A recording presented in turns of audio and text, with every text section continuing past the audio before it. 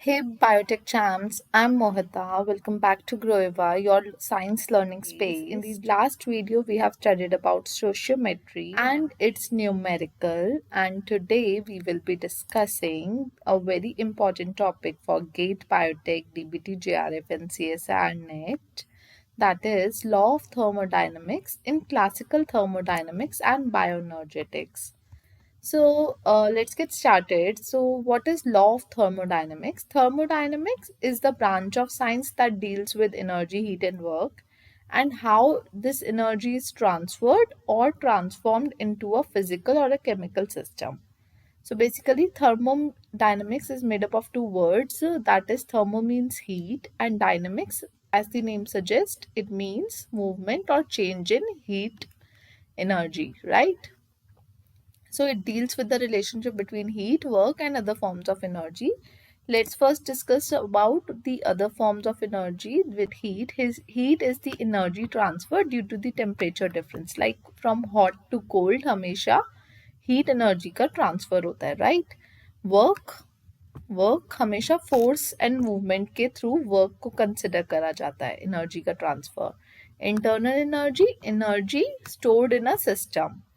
Entropy, it is very interesting topic. Entropy is randomness.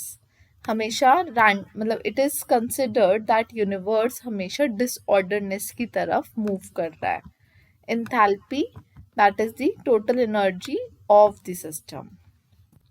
Thermodynamics के basically 3 laws हैं, but उससे भी पहले एक लॉ था जो कि फाउंडेशन कंसिडर हुआ, इस वजह से इसका नेम रख दिया गया zeroth law. That states that अगर ए इक्विलिब्रियम में है बी के साथ एंड बी है सी के साथ, देन ए एंड सी का सेम टेम्परेचर होगा. That is if system A is in equilibrium with system B and B with C, then A and C will share the same temperature.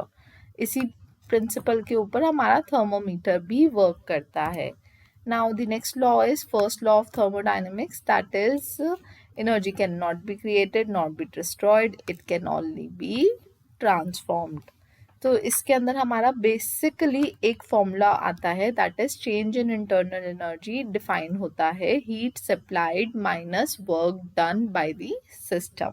आपने कितनी heat supply करी and कितना work done आपके system के अंदर हुआ, वो आपको स्टेट गिव करेगा. That is internal energy, change in internal energy. Second law of thermodynamics states that entropy के ऊपर है, ये रैंडमनेस के बेसिस पे कि यूनिवर्स हमेशा रैंडमनेस की तरफ मूव करता है. That is entropy of any isolated system will be defined as कि हीट एनर्जी जो होगी वो फ्लो करेगी from hot to cold object. कभी भी ये सुना है कि कोल्ड ऑब्जेक्ट से हॉट ऑब्जेक्ट की तरफ एनर्जी मूव कर रही है? नहीं ना, हीट हमेशा डिस्पर्स होती है, हीट का फ्लो हमेशा हॉट टू कोल्ड ही रहता है. That is a natural process that is move towards randomness. इसका भी एक बेसिक फॉर्मूला है, change in heat supplied is change in entropy upon temperature. Then third law of thermodynamics की entropy at absolute zero क्या होगी? Entropy at absolute zero हमेशा zero ही होगी. क्रिस्टल की entropy absolute zero temperature that is 0 kelvin पे हमेशा zero होगी. ठीक है.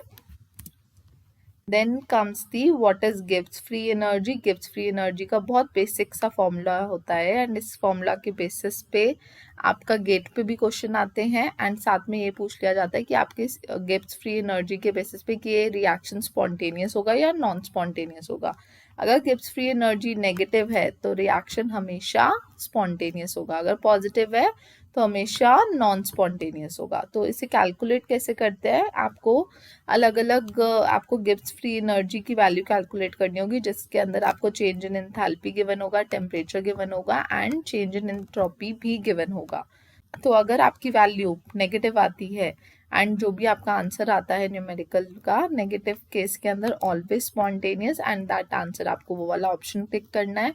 एंड अगर पॉजिटिव आती है तो that will be never spontaneous, that is non spontaneous and उस आंसर को टिक करना है.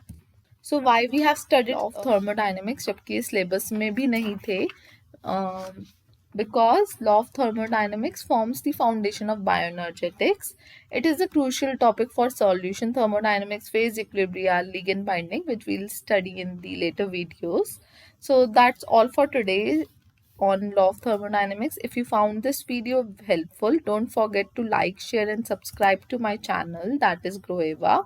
Your support means a lot to me and it will motivate me to bring more exam focused content for you guys.